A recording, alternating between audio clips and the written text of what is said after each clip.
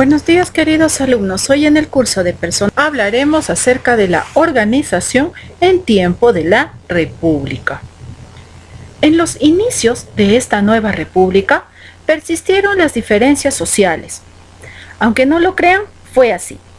Se mantuvo el tributo indígena y la esclavitud, que más adelante fueron suprimidos recién 30 años después de la independencia, exactamente en el año 1854, durante el gobierno de Ramón Castilla.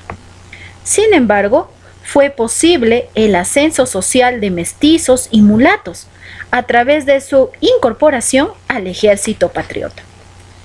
A continuación, tenemos aquí una pirámide social donde se diferenciaba dos grupos, el grupo dominante y el grupo dominado. El grupo dominante pues eran los de la élite, que estaba conformada por españoles adinerados, criollos y militares. Estos fueron los principales beneficiados con la nueva república independiente. Aproximadamente ellos constituyen el 15% de la población.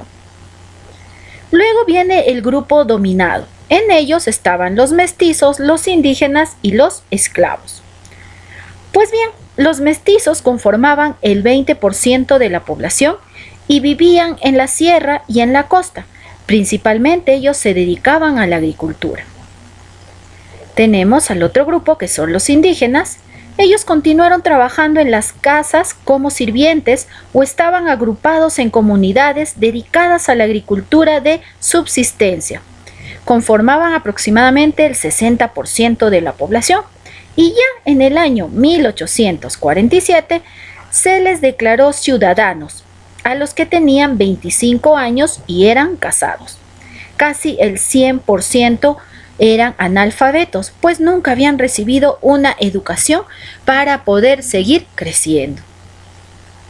Y finalmente tenemos a los esclavos, que lamentablemente existían unos 90,000 aproximadamente de esclavos, entre negros libertos y mulatos.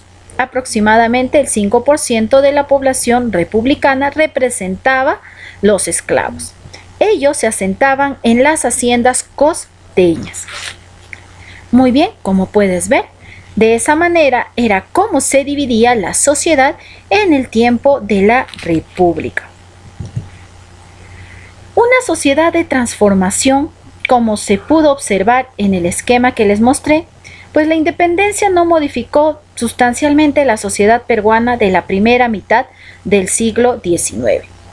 Cabe rescatar que esta organización social pues corresponde a la primera mitad del siglo XIX, donde todavía, a pesar de haber logrado la independencia, aún se podía ver la marcada diferencia entre el grupo dominante y el grupo dominado.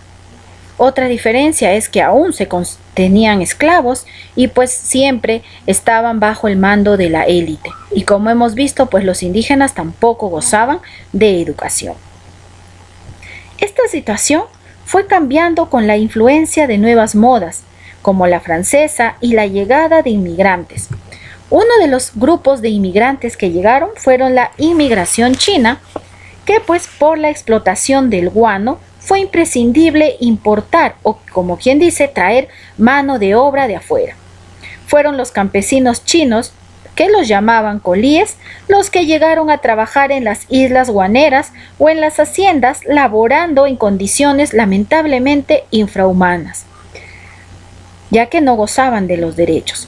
Con el tiempo se adaptaron a la nueva sociedad y aportaron elementos a nuestra cultura peruana, tanto en la economía como en la cocina y etcétera. Tenemos también la inmigración francesa o europea. Los primeros grupos de inmigrantes que llegaron al Perú estuvieron conformados por alemanes, también tiroleses, que pues son los suizos, e irlandeses, quienes se asentaron en la localidad selvática como es Posuso, y ellos pues lograron contribuir bastante a nuestra cultura con su forma de agricultura y la preservación también de convivir y coexistir con el medio ambiente. Muy bien. Ahora vamos a ver qué pasó con la sociedad en la primera mitad del siglo XX. Pues no era como les expliqué en el primer gráfico o en la primera pirámide.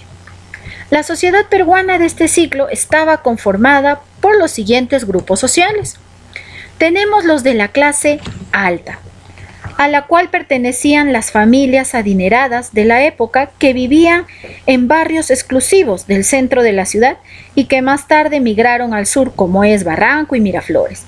Este grupo social intentaba imitar el modelo de vida francés y norteamericano. Tenemos al siguiente grupo, que eran los campesinos. Estaba formada en su mayoría por la población indígena. Trabajaban y vivían en las haciendas, sometidos a la autoridad de los gamonales y en las minas. Ellos no eran dueños de las tierras que trabajaban y muchas veces solían recibir un salario mixto, quiere decir un pago.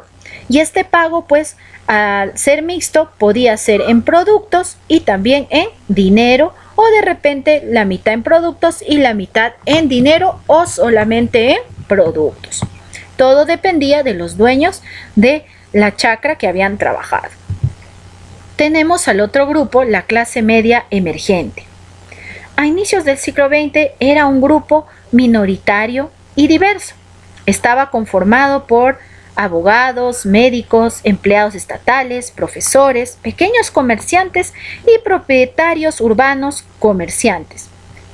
Muchos de ellos eran descendientes de poblaciones europeas y japonesas. Y tenemos aquí al otro grupo, que era la plebe urbana. Estaba constituida por obreros, artesanos y vendedores ambulantes. La mayoría no tenía oficio estable o conocido. Esta clase social, pues, era profundamente religiosa y vivían con intensidad las fiestas en los callejones, donde ahí bailaban el landó, el vals y la zamacueca. De esta manera surge una cultura especial denominada criolla, y es aquí donde origina nuestra música criolla.